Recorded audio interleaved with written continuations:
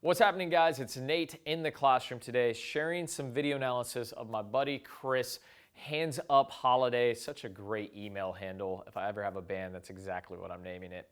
But as a PlayYourCourt Plus member, he's been training with me through video analysis. So he's updating me with his serve. I'm making suggestions about things that he can work on. And so what we're seeing here, this is from several months ago.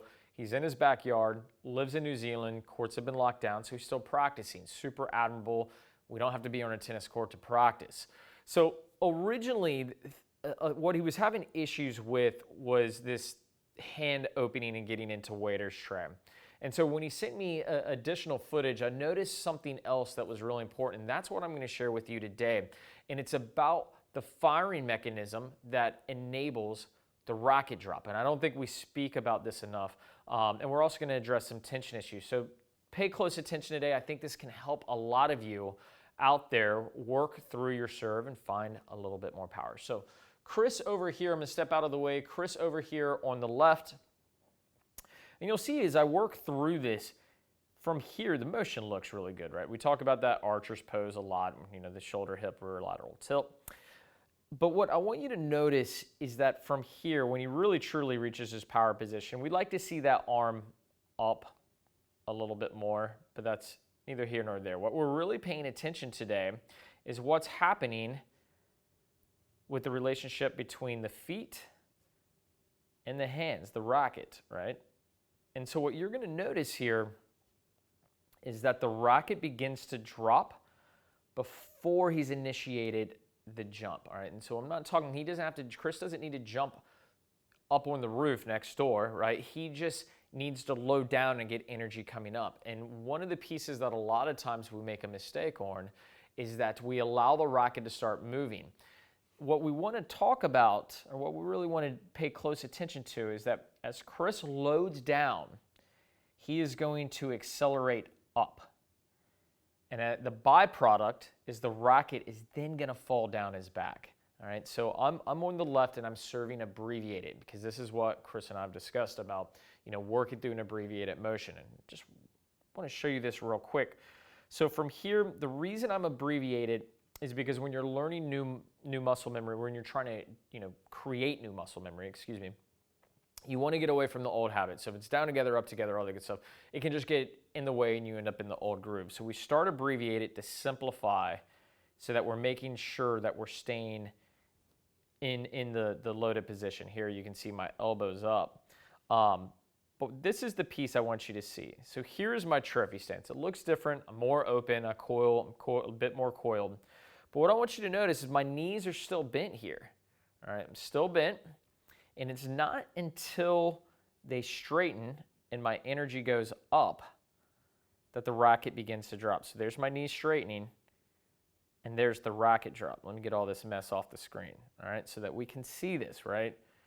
Racket right here, and my legs are nice and straight with my heel up because I've pushed through the ground. It's like a cartwheel, right? So what's happening with Chris's serve a bit is here you can see knees bent, racket falling, racket still falling, knees still bent. This is what I want you to pay attention to.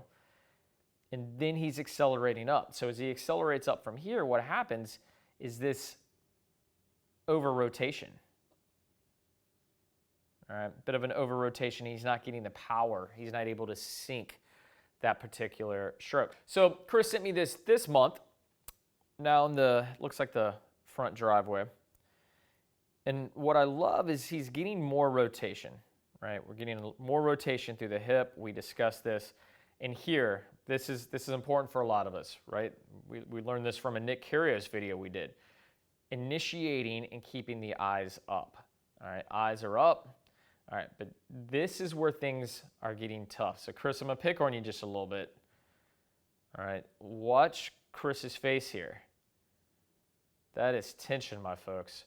So a hitch, a common hitch that a lot of us run into is that when we go down, and then we go up, we clinch. Everything gets really tight. And we can see that here, this clinch, right? And what happens is all of a sudden the ball's releasing out of his hand a bit early. The hand's not going up. But so from here, it looks like a really good motion. And it is, because Chris does have a nice serve, but he's looking to get even more advanced with his serve. we want to relax. All right, and this is why I want him started in this abbreviated position. So in the abbreviated position, you're starting with this passive wrist. And the goal as you go to toss is to get into your knee bend and hold that loaded position. So what I'd like to see is Chris really just working abbreviated and getting the racket into this power position. And he's gonna hold here, not long. We talk about load and explode, right?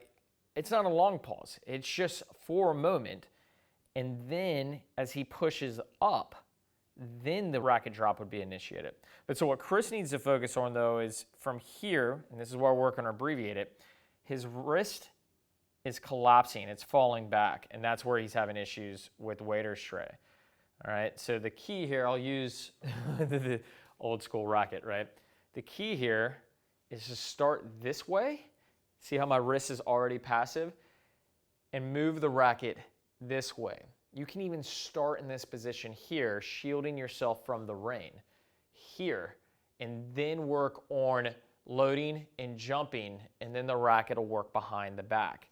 All right, that's the piece that we're gonna focus on. That's the piece that Chris and I are working on, all right? Because you can see here, racket again starts moving, and the knees are still bent. The racket shouldn't be moving until he's jumped up, all right? All right, so overall, you know, I think a lot of us would be happy with Chris's serve. It's a very good serve, but the tension, right?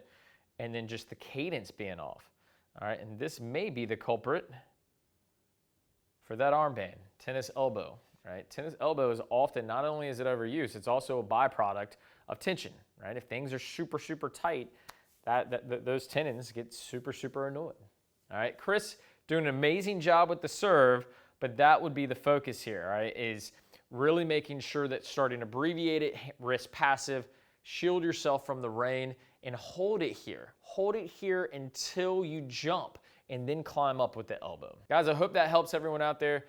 If it does, let me know. Leave me some comments. Let me know if this particular tip helped you with your serve, and you know what to do. If you enjoyed today's video, don't turn off the video. I see you. I see you turning off the video. Hit like, subscribe, share it with a friend, and check out the comment section. We have left you a link for free access to the PlayYourCourt community where you can meet players in your area for practice or match play. Guys, thanks so much for tuning in. I will see you next time.